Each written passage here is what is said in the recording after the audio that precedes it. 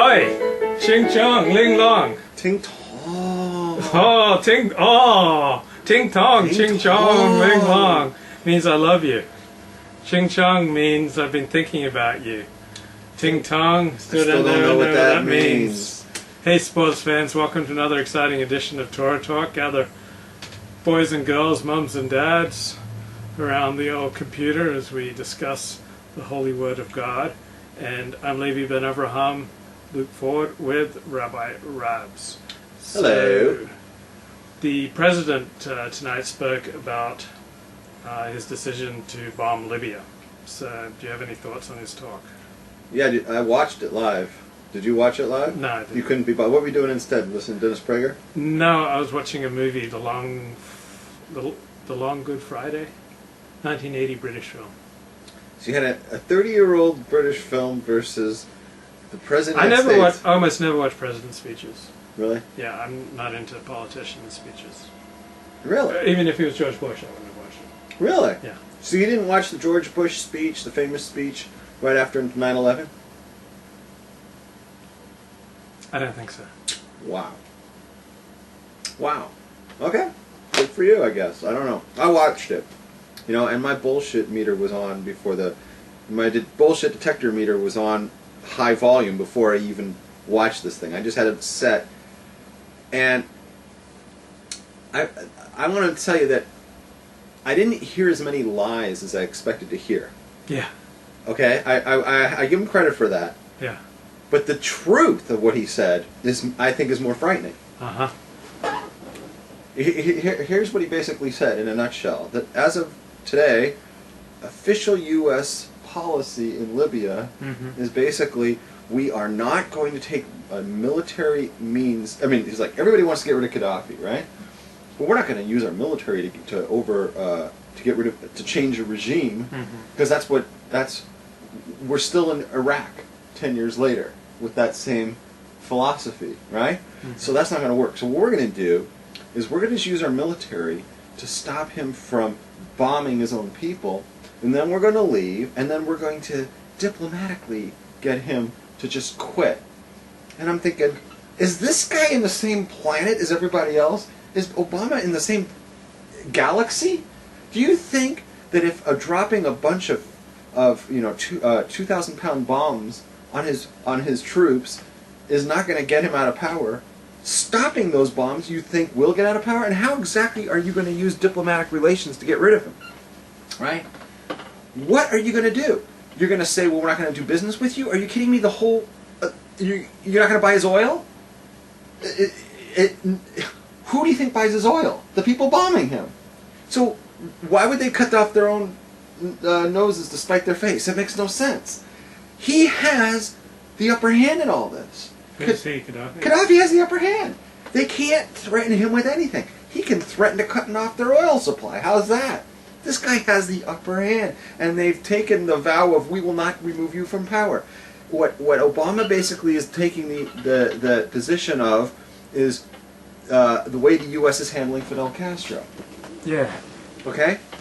And 50 years later, right? Yeah. Castro's still in power, so we see how well that is. So basically, that's what we're going to try to do, is create a Fidel Castro situation over there. You know, and they're going to promise him, you know, I'm sure they're going to throw in, like, you know, we'll get you some young hot Italian babes, right? And throw that in, like, I'm thinking, if you really want this guy, you want to talk nice to him and get him to just voluntarily give it up, wouldn't a good start be stop bombing his country? How is bombing his country going to help him on the voluntarily leave? It's going to create the opposite. He's going to try to find ways to retaliate. Get ready for another Pan Am. I mean, this is just ridiculous. I really think Obama hasn't got a clue as to what he's doing. I mean, this is just the most insane, unintelligent policy yet to come out of the White House. And that's what I got to say on that.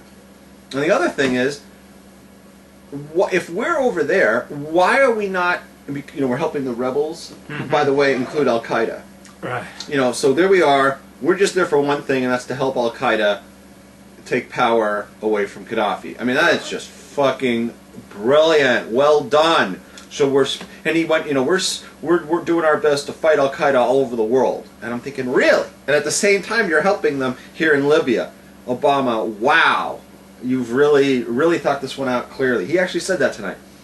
But I'm thinking to myself, where is the U.S. when all these other countries are being mowed down by their dictator? Syria. How about Mugabe down in Zimbabwe?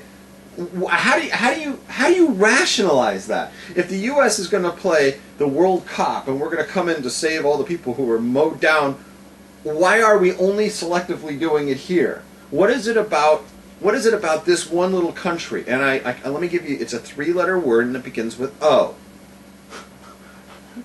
Right? Now we circle back to Iraq 10 years ago. And all the liberals are running around going, "Oh, this is just about oil." It's like, what is Obama doing different? The little countries that are fighting on our side are all the ones who receive the oil from Libya. There's a war over oil. And it's not like oil is insignificant. Oil is very significant. I'm not saying it's not. If you're going to go to fight over a commodity, I mean, oil is the one to do it for. Right. Let me just put it this way. If you're a dictator in a country that does not produce oil, right, you can do whatever the hell you want to the people living there because the U.S. has no interest. Strategic interest. They have no strategic interest. But, I mean, Robert Gates, the Secretary of Defense, said that the U.S. has no strategic interest in Libya.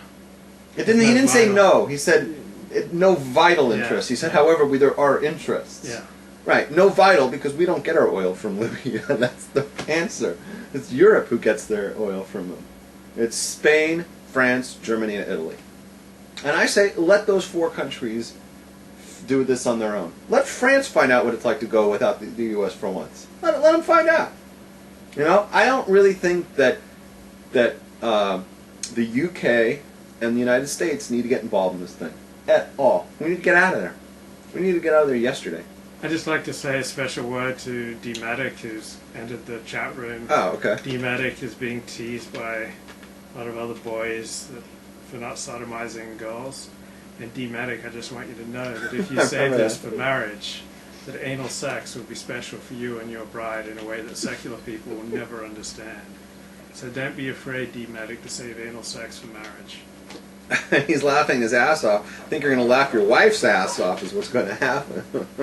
It can be special. Sodomy can be special in marriage. Like sodomy outside of marriage is just totally emotionally unfulfilling. Like take it from one who knows. Take it from someone who has walked down that bitter, lonely road before. Like trying to have some sodomy outside of marriage and yet looking for some emotional and spiritual fulfillment at the same time. It is just not to be found in sodomy outside of marriage, guys. Thank you for not letting us go 10 minutes without talking about your sex life. Can I just say one last thing about Libya? Yes. It bothered me tonight that after Obama made his case to the American public, that he never said, I'm going to go to Congress to make my case behind them. He's not going to go to Congress. I challenge him. I challenge you, Mr. Obama, to take your case to Congress and see if the American people who, right, supposedly are being represented by Congress, right, supposedly, let's see if we've bought your story. We listened to you tonight, go to Congress tomorrow, and let's make a vote on this. And if Congress says, okay, we're behind you, then I'll shut up. But I say until then, you've done nothing. Okay, Bush always went before, Bush and Clinton always, both Bushes and Clinton and Reagan always went and got congressional approval first. So do you have any thoughts on last week's show? Before we get to that, don't you want to talk about, like... feelings? Alright, you want to do last week's show? Yeah, I do. Okay. I have quite a bit. D-Medic's in the room. Good. Where's Sylvia? We'll start off, you mentioned about the anal sex, right? Yeah. D-Medic's in the room. How's it going, D-Medic? Keep it for marriage, folks. D-Medic asked the question, so if my wife wants me to do anal sex, I must. Right? That's his question. He asked that in the chat room last question. I thought that was a great question. So the answer is that we say like this. Usually it's However, we have